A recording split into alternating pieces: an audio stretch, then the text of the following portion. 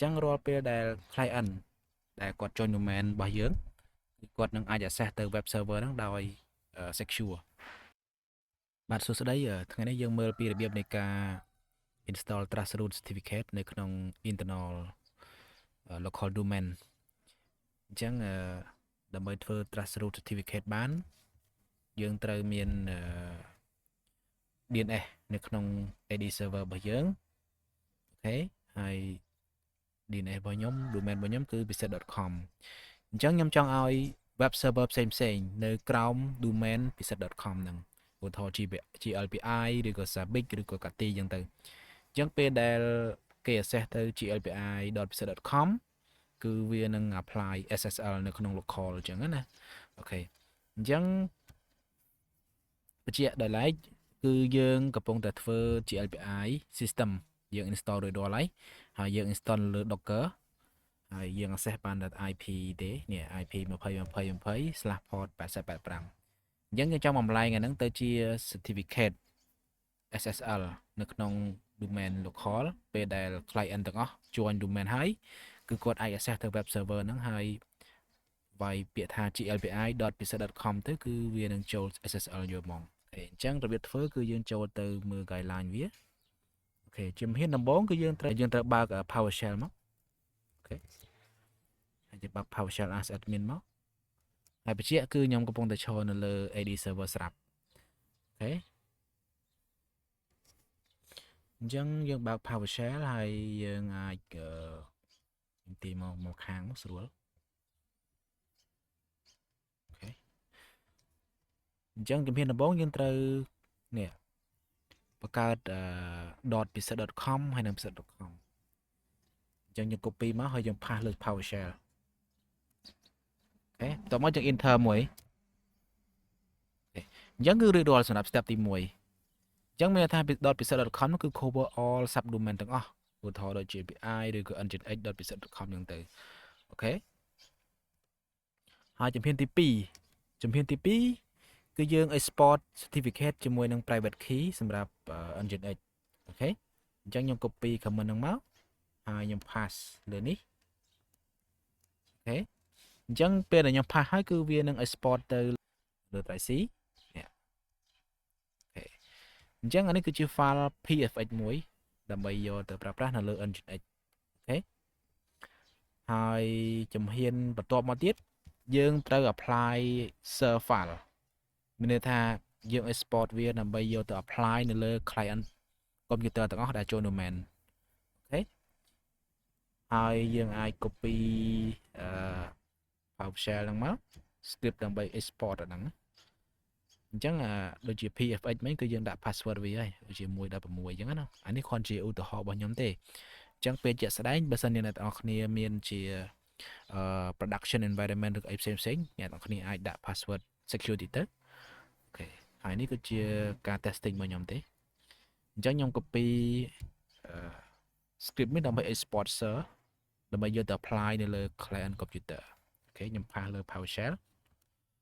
អូខេអញ្ចឹងពេលដែលខ្ញុំ pass ឲ្យ enter វានឹង export ជា ser file នៅលើ drive C នេះអានេះជា ser file អានេះជា PFX file អូខេអញ្ចឹងយើងបាន file 2នឹងហើយតោះមកយើងធ្វើមួយទៀតតបមកយើងចូលទៅ group policy ដើម្បី apply server file ដែលយើង export មិញហ្នឹងទៅឲ្យគ្រប់ client computer ទាំងអស់ដើម្បីឲ្យ computer ទាំងអស់ហ្នឹងពេលដែល access ទៅ web server ណាមួយគឺវានឹង auto apply SSL អូខេអញ្ចឹងសម្រាប់step នេះគឺយើងចូលទៅ apply group policy អញ្ចឹងខ្ញុំបើក group policy នៅលើ AD របស់ខ្ញុំអូខេហើយខ្ញុំមាន preset domain preset.local អូខេហើយខ្ញុំ right click ខ្ញុំយកពាក្យថា create GPO in this domain and link it here អូខេហើយខ្ញុំបង្កើតមួយអាចខ្ញុំដាក់ trust certificate អូ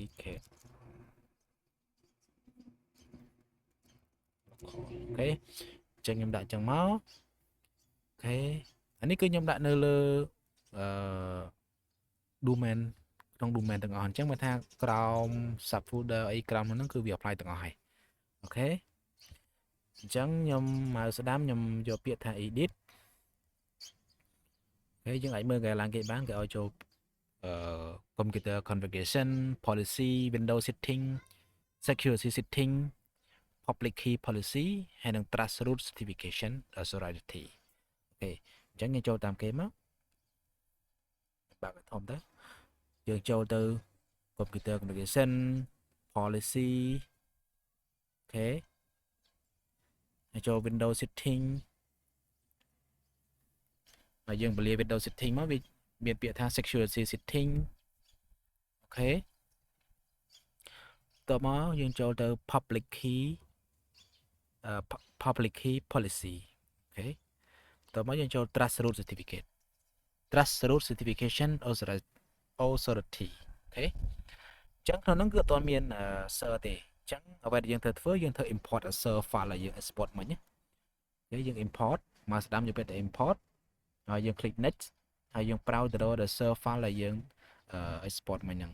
នេះគឺលើ drive C មិញហ្នឹងគឺយើង export ជា ser file យើង open មកអូខេយើងចុច next ហើយចុច next អូខេហើយចុច finish អូខេអញ្ចឹងវានឹងចេញឡើងនេះគឺ visit.com អញ្ចឹងវានឹង apply ទៅគ្រប់ client ទាំងអស់ដែលនៅស្ថិតនៅខាងក្នុង OU នៅខាងក្រោមហ្នឹងអូខេនេះយើងអាចបិទបានហើយខ្ញុំបញ្ជាក់តិចគឺយើង apply ទៅលើ OU ណាដែលយើងចង់ដាក់ប៉ុន្តែអានេះដែលការ testing គឺខ្ញុំ apply ទៅលើទាំងអស់ហ្មងអញ្ចឹងមានថាក្រោម OU ទាំងអស់ហ្នឹងគឺ apply ទាំងអស់អូខេអញ្ចឹងផុតពី step apply គ្រប់ policy យើងអាចឲ្យ client គាត់ចាំកន្លះម៉ោងឬក៏អាចបើសិនជាយើងចង់ test ភ្លាមៗយើងអាចចូល CMD ហើយ GP update ទៅ force មួយទៅគឺវានឹង apply ទៅហើយអូខេអញ្ចឹងយើងទុកវាចោលទៅហើយយើងមើល step បន្ទាប់ទៀតអូខេបន្ទាប់ពីយើង apply គ្រប់ policy ហើយយើងចូលទៅ convert PFX file ហ្នឹង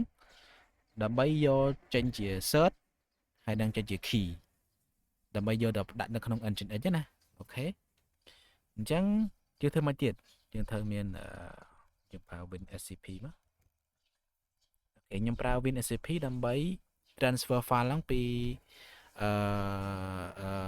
Windows Drive C មិញហ្នឹងយើង transfer ទៅដាក់នៅក្នុង Docker server របស់យើងអូខេអញ្ចឹងខ្ញុំ access ទៅ server របស់ខ្ញុំ Docker របស់ខ្ញុំគឺ2020តែខ្ញុំដាក់ password អូខេសិតមកពី file ដែលយើងធ្វើ export មិញណាមុនហ្នឹងអញ្ចឹងខ្ញុំទាញវានៅក្នុងមកទាញមកកន្លែង user root របស់ Docker មកអូខេអញ្ចឹងគឺយើង transfer file complete តបមកយើង SSH ចូលទៅយើង SSH ចូលទៅUbuntu ដែលមាន service Docker ក្នុងហ្នឹងអូខេអានេះ PowerShell យើងអាចបិទបានបិទចោលទាំងអស់ទៅកុំឲ្យវាច្រើនពេកអូខេអញ្ចឹងខ្ញុំមាន PuTTY ហើយខ្ញុំមាន Docker ខ្ញុំ SSH ចូលហើយខ្ញុំដាក់ user មក password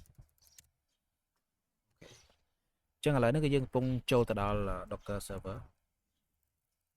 អូខេហើយខ្ញុំ ls.l មើលអញ្ចឹងខ្ញុំបាន file 2ខ្ញុំទៅ transfer មិញចេញពី WinSCP ហ្នឹង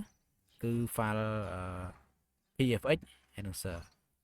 ប៉ុន្តែអ្វីដែលចង់បានគឺគេយកតែ PFX ទេអូខេដើម្បីបំលែងទៅជា key ហើយនឹង cert អូខេយើងមើល guideline អូខេអញ្ចឹងយើងមើលមកដល់ចំណុចនេះគឺយើង convert PFX file ហ្នឹងទៅkey ហើយនឹងមួយទៀត convert ទៅ cert អូខេអញ្ចឹងយើងធ្វើមកជួរខាងលើមុនហើយយើងវាយពាក្យ open SSL PKCS 12ហើយ in វាគេយើងយក PFX នេះ reset tab មួយមក PFX អូខេហើយដក no search ហើយយើងវាយពាក្យថាអាវមកអូខេហើយអ្វីដែលចង់បានគឺយើងចង់បានឈ្មោះ reset.com.key អូខេអានេះ UC សងនៅយើងអ្នកដាក់ទេយើងចង់ដាក់ reset wildcard.key ក៏បានតែសម្រាប់ខ្ញុំគឺខ្ញុំដាក់ pset.com.key ហើយខ្ញុំវាយចុងក្រោយមក notes អូខេ enter មួយមកវាទាមទារ password ដែលយើងដាក់នៅលើ PFH file ណាអញ្ចឹងខ្ញុំដាក់ testing password របស់គឺ116អូខេអញ្ចឹងយើងបាន key មួយ ls.l មកអូខេហើយនេះគឺជា key ដែលយើងទៅ export មិញបន្តមកយើងត្រូវ export certificate មួយទៀតអូខេអាមិញជា private key ហើយនេះគឺជា certificate អញ្ចឹងខ្ញុំបែក comment មក open ssl pkcs12 in preset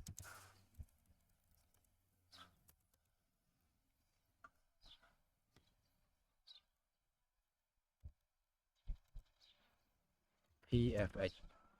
ខេហើយយើងដកមក cl cert no key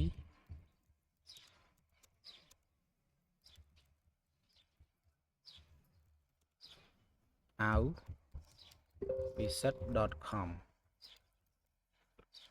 preset.com.cot អូខេខ្ញុំ enter មកវាចេញ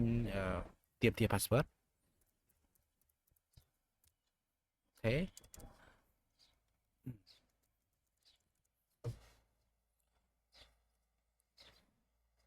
អូខេអញ្ចឹងគឺយើង export ជា cert file ហើយនឹង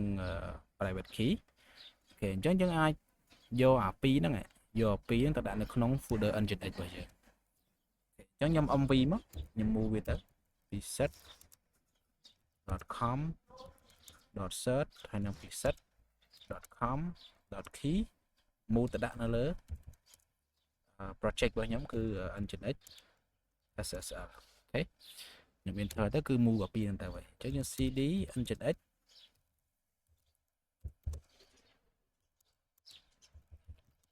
cd docker nginx sl អូខេ ls.l អូខេអញ្ចឹងយើងបាន2 file ហ្នឹងហើយអូខេអញ្ចឹងបន្ទាប់ពីបាន2 file ហ្នឹងហើយយើងធ្វើមួយទៀតអូខេអញ្ចឹងដើម្បីយើងបានយើងត្រូវទៅ docker compose app ឥ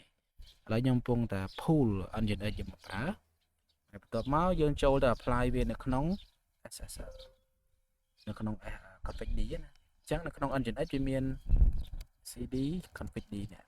ខេអញ្ចឹងដោយសារខ្ញុំមានស្រាប់អញ្ចឹងយើង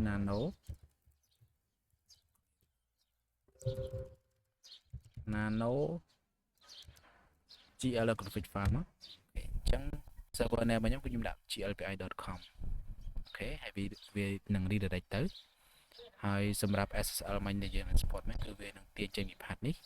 អូខេអញ្ចឹងគឺមានប៉ុណ្ណឹងទេបន្ទាប់មកយើងអាចចូលទៅ access GLPI មកហើយវាចេញយ៉ាងម៉េចវិញអូខេអញ្ចឹងបន្ទាប់មកយើងចូលទៅ access GLPI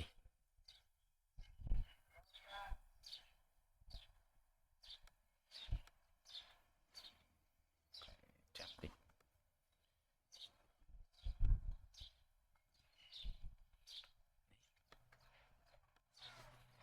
យើង access GLPI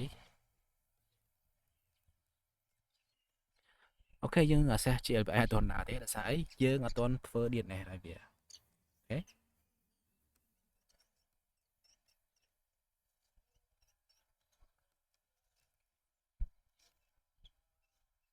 ចឹងខ្ញុំបើក DNS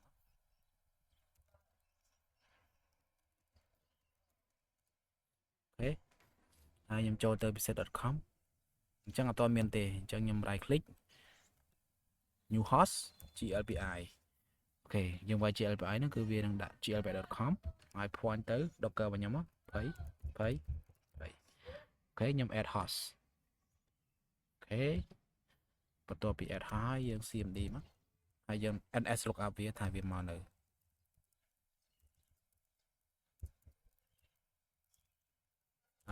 glpi.preset.com អូខេអញ្ចឹងគឺយើង point ហើយឥឡូវយើងអាសា access មក